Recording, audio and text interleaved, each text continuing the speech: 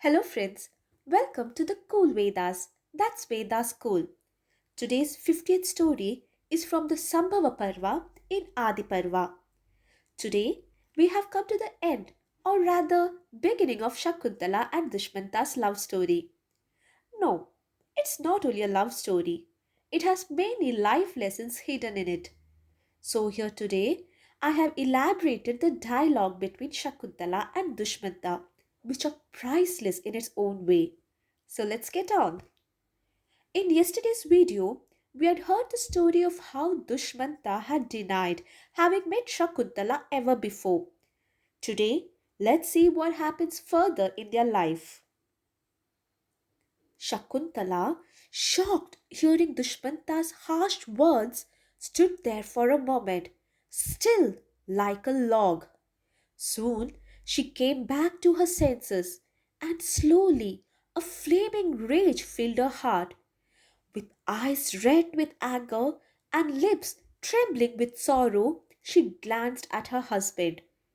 With looks capable of burning him, she said, knowing everything, how can you, O king, say that you don't remember me?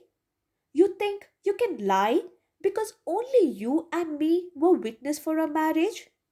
You have forgotten that Narayana lives in our hearts. The Almighty is witness to our marriage.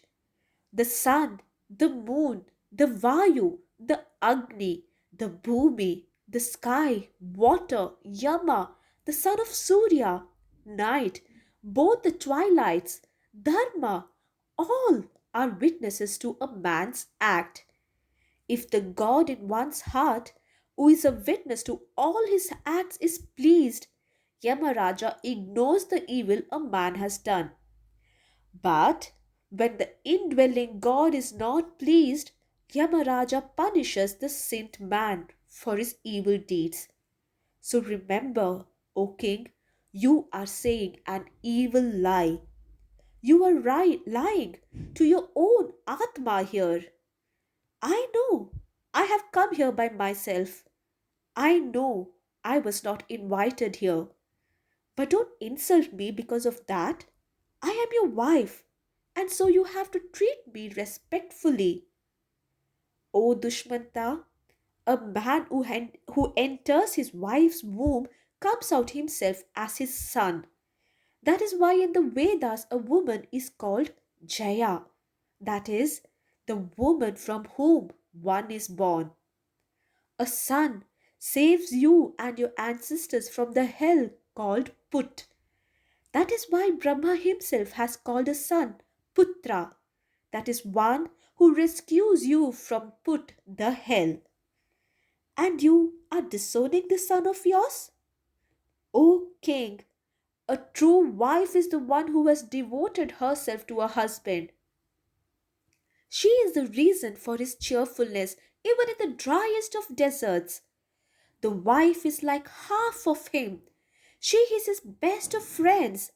She is like a father during religious acts, and she is like a mother during sickness and sorrow. For these reasons, O king, does exist marriages. A man holding his child's face in his hands and looking at his child as if looking at a mirror, and being in the cheerful company of his wife will feel as if he is in heaven. Then how can you, O king, disown this son of yours? Extremely pained, Shakuntala continued, O king, I was given birth by the Apsara Menaka in the plains of Himalaya. Without any feelings, she abandoned me there as if I was someone else's child. What sins have I committed in my previous Janma that I was abandoned by my parents in my childhood? And now I am being abandoned by you, forsaken by you. I am ready to go back to my ashram. But please, do not forsake this child who is your own son. O king of Puru race, let me tell you that as I was lying in my delivery room, I heard the heavenly voice saying that this child of ours would conduct 100 Ashwamedha Yajnas. This is your splendid son. How can you disown him, O king? Hearing all this, Dushmanta replied, Shakuntala, I do not remember having met you ever. Then how can this be my son? Who will believe in your words anyway? You are the daughter of the lustful Apsara Menaka, who, with no affection whatsoever, abandoned you in infancy. Your father, sage Vishwamitra too, who was born as a Kshatriya and tempted to be a Brahmana, also has no affection or care. He too abandoned you and your mother. However, I know that Menaka is the best of Apsaras and Vishwamitra the best of Rishis. Then how come you, being their daughter, speak so lowly? You speak like a lewd woman. Oh, wicked lady, you can't fool me with your ascetic disguise. This son of yours, you say he's a child. Then how come he's so strong and so huge? He looks like a sprout of a banyan tree to me. Your birth is low. You speak like an obscene woman. I have never known you before. How dare you come and say such lies in front of the king? Go away from here. Hearing this, fuming like a volcano, Shakuntala blasted. O king, you see the fault of others which are like mustard seeds, while you unsee your faults which are like a mountain itself. My birth, O Dushmanta, is far higher than yours. You walk on the earth, but my mother is celestial. She is the first among the celestial Apsaras. The difference between us is that of Meru Parvata and that of a mustard seed. O king, I have the power to willfully enter the palace of Indra, Kuvera, Yama, and Varuna if I wish. Let me tell you something, just for the sake of example, O king. Forgive me after you have heard them. A pig always searches for filth even in a flower garden. An evil person always look out for evil ideas out of mixed things that he heard from others. A wise person, when he hears conversation which are mixed with good and bad things, will accept only good things from it, just as a geese extracts only milk from a mixture of water and milk. What can be more ridiculous than those that are themselves wicked, calling the honest as bad? O king, truth is God Himself. I wish you be united with truth soon. If you're not willing to credit my words, I shall leave from here by myself, just as I had come here. Indeed, companionship of a deceit like you should be avoided. So I'll leave. But, O Dushmanta, listen to my words. When you are gone, it is this son of yours who shall rule the earth. Saying these words, Shakuntala took the hands of her son and left Dushmanta's palace. But as soon as she had gone, a voice from the sky with no visible form spoke to Dushmanta as he was sitting with his priests, preceptors, and ministers. The voice said, O Dushmanta, cherish your son and do not insult Shakuntala. Shakuntala has spoken the truth. To leave by forsaking one's living son is a great misfortune. Therefore, O king of Puru's race, cherish your illustrious son born of Shakuntala.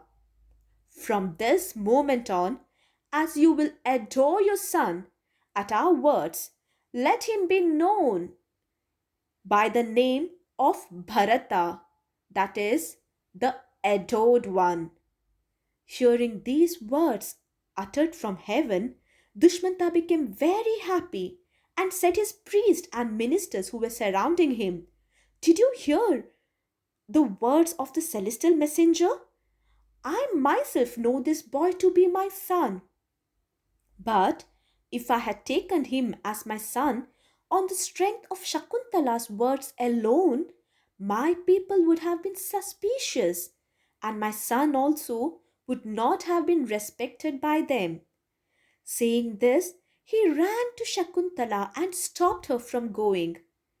Pacifying her, Dushmanta affectionately said, "O Devi, since our wedding had no witnesses, I was worried that my people would disregard our marriage as an improper one. So I was thinking how I could establish your purity. If without proving the purity of a son's birth, if I would have installed him as my heir, my people would never respect him. Now, the celestial voice has sanctioned the purity of a union and of a son's birth too. Please be my queen, O Shakuntala." Saying these words, Dushmanta received Shakuntala with gifts and sweet offerings, and he soon bestowed the name Bharata to his son and formally appointed him as the heir to his throne. This illustrious son of Dushmanta and Shakuntala grew up to be a mighty king who ruled the whole earth virtuously and earned great fame in the three worlds. He was also known by the name of Chakravarti and Sarvabhauma. It was after him the Bharata race was named. They were born many and many godlike kings in the glorious lineage of Bharata race. And this Mahabharata is the great story of the kings and queens born in this glorious Bharata race. This was the story of Dushmanta and Shakuntala as told in Mahabharata, which is quite different from Kalidasa's version of the same story as told in Abhijnana Shakuntalam. Thus began the beautiful life of Dushmanta and Shakuntala together. Please like, share, and subscribe our channel for more Mahabharata stories. Do not forget to press the bell icon. Thank you. Namaste.